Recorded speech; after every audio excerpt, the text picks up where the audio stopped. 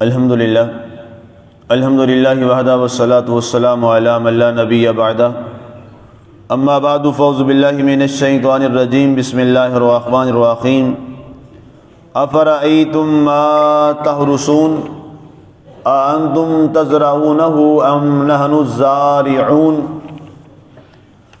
بھلا بتلاؤ تو صحیح، کبھی غور کیا اس پہ جو تم کاشت کرتے ہو، اگنے والے پودوں کی نشو و نما کیا تم کرتے ہو یا ہم اگا کر کھیتی بناتے ہیں؟ آج ہماری سورہ الواقعہ کی آیہ مبارکہ 64 تک کی تلاوت و ترجمہ کا شرف نصیب ہوا۔ سامعین، آج اللہ تعالیٰ نے مرنے کے بعد حیات بعد الممات پر ایک اور دلیل عطا فرمائی، جس کو ہماری نگاہیں اپنے سامنے دیکھتی ہیں۔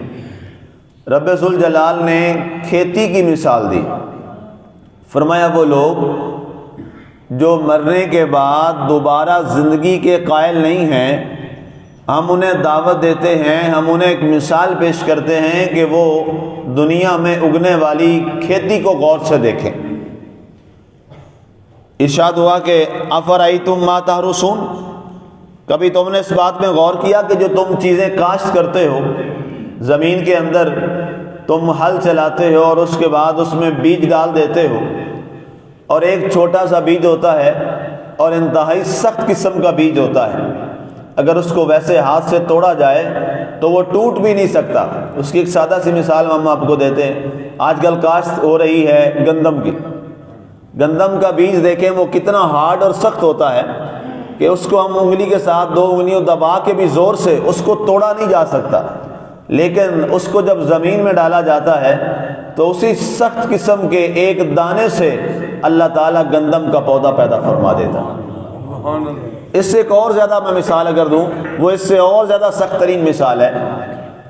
آم کی گٹھلی کو آپ جناب ہتھوڑے سے توڑیں تو پھر ٹوٹتی ہے، اتنی وہ سخت ہوتی ہے، اور آم کی گٹھلی کو آپ زمین میں دبا دیں، اس میں سے اللہ تعالیٰ نرم و ملائم ایک آم کی شاخ وہ پیدا فرما دیتا ہے۔ اس سے زیادہ ایک اور مثال جو دوں، سخت قسم کی مثال ہے کھجور کی گٹھلی۔ کھجور کی گٹھلی اتنی سخت ترین ہوتی ہے کہ وہ بڑے زور کے ساتھ کسی آلے کے ساتھ اس کو توڑا جا سکتا ہے، ویسے اس کا ٹوٹنا ہی ممکن نہیں ہے۔ اس کھجور کی گٹھلی کو زمین میں ڈال دیا جائے اور اس زمین کے اندر وہ کھجور کی سخت ترین گٹھلی، اللہ تعالیٰ اس میں سے ایک نرم و ملائم کومپل کو پیدا فرما دیتا ہے۔ اللہ تعالیٰ نے یہ مثال دی، فرمایا وہ جو زمین میں تم ڈالتے ہو وہ بیج مردہ ہے، وہ جو تم نے کھجور کی گٹھلی ڈالی وہ مردہ ہے، آم کی گٹھلی تم نے ڈالی وہ مری ہوئی ہے، وہ مردہ ہے، وہ زندہ نہیں ہے۔ اسی طرح تم نے گندم کا بیج ڈالا، وہ کیا ہے؟ اس کی کوئی زندگی نہیں ہے، لیکن اللہ تعالیٰ اس میں سے ایک تر و تازہ زندہ کومپل کو پیدا فرماتا ہے۔ اللہ تعالیٰ نے باقاعدہ وہ الفاظ قرآن کے میں آپ کے سامنے تلاوت کیے دیتا ہوں دوبارہ۔ اَأَنْتُمْ تَزْرَعُونَهُ أَمْ نَحْنُ الزَّارِعُونَ، فرمایا یہ بتاؤ کہ اگنے والے پودوں کو جو تم زراعت کے طور پہ استعمال کرتے ہو، اس کو زراعت کے طور پہ آگے اگاتے بھی ہو، اس کی نشو و نما کیا تم کرتے ہو یا ہم اگا کر اس کو کھیتی بناتے؟ یہ سوچنے والی بات ہے اور غور کرنے والی بات ہے۔ اللہ تعالیٰ نے ارشاد فرمایا تم نے ہل چلا دیے زمین میں اور تم نے اس میں بیج ڈال دیا، گندم ڈال دی، مکئی ڈال دی، باجرہ ڈال دیا، یہ سارے وہ میں نام لے رہا ہوں بیجوں کے جو سخت بیج ہیں، کھجور ہے، آم ہے، اور بے شمار ایسے اناج ہیں جن کو زمین میں ڈالا جاتا ہے، تو فرمایا اس کے بعد تم زمین کو برابر بھی کر دیتے ہو، وہ زمین سخت بھی ہو جاتی ہے، زمین کے نیچے دبا ہوا ہوتا ہے، اور اللہ تعالیٰ کا یہ کرم ہے، اس کا یہ فضل اور اس کی عطا اور عنایت ہے، وہ زندگی دینے والا حی قیوم ہے کہ اس زمین کے نیچے دبے ہوئے سخت ترین بیج سے اللہ ایک بہترین قسم کا پودا پیدا فرما دیتا ہے، تر و تازہ ہے، خوبصورت ہے، بہت پیارا ہے۔ اور پھر کمال بات یہ ہے کہ آپ نے تو ایک بیج کو زمین میں کاشت کیا تھا، اس میں سے ایک پودا نکلا، مثال کے طور پہ بیری کا درخت لے لیں، بیری کی وہ گٹھلی کتنی سخت ہوتی ہے، بیر کے اندر جو ہوتی ہے سخت ترین گٹھلی ہوتی ہے، ایک کو زمین میں دبایا، اس میں سے ایک بیری کا درخت پیدا ہوا۔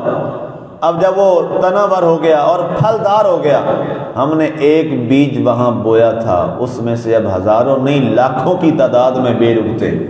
سبحان اللہ۔ دبایا تو ایک تھا تو ایک ہو جاتا، اور اصول یہ ہے کہ جو دبایا تھا وہ تو زمین میں رہ گیا، وہ اس کونپل سے آگے تو نہیں آیا، وہ تو زمین میں ہی ہے، زمین میں موجود ہے۔ لیکن اللہ تعالیٰ کی قدرت کاملہ، اس پہ ہم غور نہیں کرتے، چیزیں ہم اس روٹین میں ہیں۔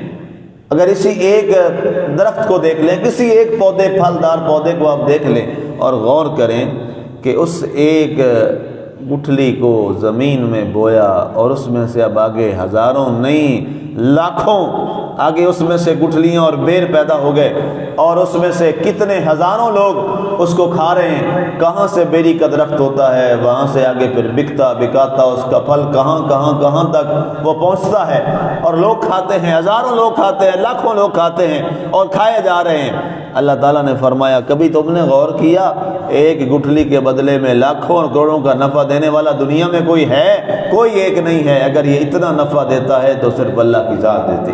سبحان اللہ۔ فرمایا تم پھر بھی غور نہیں کرتے، پھر بھی تم مرنے کے بعد دوبارہ زندگی کے قائل نہیں ہو رہے ہو، تمہارا ایک عجیب معاملہ ہے۔ اس کے بعد اس میں سے دو پہلو نکلتے ہیں۔ ایک پہلو تو یہ ہے، کاشتکار نے زمین کاشت کی، اس میں بیج ڈال دیا۔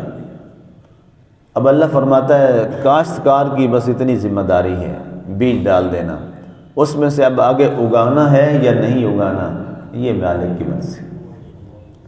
فرمایا کوئی کاشتکار یہ نہ سمجھ لے کہ جناب بیج ڈال دیا تو اب یہ فصل کامیاب ہو کے رہے گی۔ فرمایا نہیں، میں نہ چاہوں تو وہ بیج وہیں کا وہیں ضائع ہو جائے اور اس کو وہیں پر چیونٹی پڑ جائے۔ کئی دفعہ ایسا ہوتا ہے،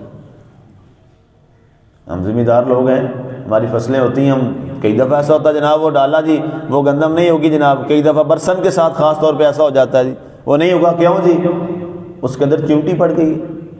اب وہی زمین تھی ساتھ والے کی ہو گئی، وہاں چیونٹی نہیں پڑی، یہاں پڑ گئی۔ کیا ہے یہ؟ رب کا نظام ہے، رب نے نہیں چاہا۔ گندم زمین میں کاشت کر دی، اچانک جناب کوئی وہاں سے جو کھالا وغیرہ اور وہ سوا گزرتا ہے وہ ٹوٹ گیا، پانی اس زمین میں آ گیا تو اس میں سے نہیں اگتی وہ فصل، ختم ہو گئی۔ یہ رب کا نظام ہے، زمین وہی، بیج وہی، لیکن رب تعالیٰ نے ایک سسٹم بنایا، نظام بنایا، وہ وہیں ختم ہو گئی، نہیں اگ سکی۔ اور کئی ایسی فصلیں ہوتی ہیں کہ پانی بھی لگ گیا لیکن پھر کیا ہوا، پھر بھی اس میں سے فصل اگ گئی۔ اللہ فرماتا ہے بندے کا کام یہ تھا کہ اس نے مردہ بیج کو زمین میں ڈال دیا، زمین میں اس نے کاشت کر دیا، اور اس کے بعد اس کو زندگی دینے والا، اس کو حیات بخشنے والا کون ہے؟ وہ اللہ کی ذات ہے۔ سبحان اللہ۔ مجھے یاد ہے یہ کماد کی جو فصل ہے، چھوٹے پڑھتے ہوتے تھے تو وہ والد صاحب نے کہنا ہو بھی کماد کی وہ فصل کاشت کرنی ہے تو ساتھ ملو سارے، تو وہ اس کے ٹکڑے کر کے چھوٹے چھوٹے اس کے وہ کھیلیوں میں ڈال دیتے تھے۔ اس وقت ہوتا تھا کہ سوچتے تھے کہ یار عجیب بات ہے، اس کے ٹکڑے کر کے کھیلیوں میں ڈالتے ہیں، اس میں سے آگے پودے نکل آتے ہیں، اور اس میں ظاہری کوئی نشان بھی نہیں ہوتا، اس کی چھوٹے سے ایک سائڈ پہ ایک ڈھانجی تھوڑی سی نشان ہوتا ہے، اور اس میں سے اللہ تعالیٰ کتنا بڑا ایک چھوٹے سے اس میں نشان، جو نظر بھی اس وقت جب دباتے ہیں کھیلیوں میں نظر نہیں آتا، لیکن اس میں سے اللہ تعالیٰ اتنا بڑا جو ہے وہ گنا پیدا کر دیتا ہے، اتنے ہو جاتے ہیں۔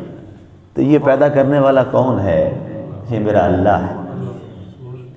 اللہ نے فرمایا اے مرنے کے بعد زندگی کے انکار کرنے والوں، یہ ساری وہ مثالیں ہیں جو دنیا میں تمہارے سامنے ہیں، یہ وہ ساری باتیں ہیں جو تمہاری نگاہوں کے سامنے ہیں، سب کچھ تمہارے سامنے ہو رہا ہے۔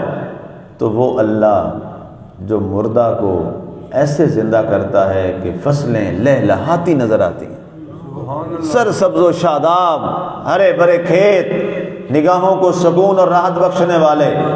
فرمایا آم کے باغ تم دیکھتے ہو، सेब के बाग देखते हो, खुबानी के बाग तुम देखते हो, फरमाया फसलें, गंदम की फसल देखते हो, फरमाया ये सारी चीज़ें जो हैं, चावल की फसल को देख लो, वहाँ जो एक ही बोया था, एक ही चावल बोया था, उसमें से वो पौधा होगा, फिर उसको वहाँ से उखाड़ा और जाके ज़मीन में लगा दिया, उसमें से अब जब चावल का एक पौधा होता है उस पर कितने चावल आ गए और उसके अंदर अल्लाह ताला डाल देता। एक डाली है और एक बाली के अंदर कई सैकड़ों अल्लाह बीज डाल देता है चावल के। फरमाया ये सारा करने वाला कौन है? अल्लाह ताला की ज़ात।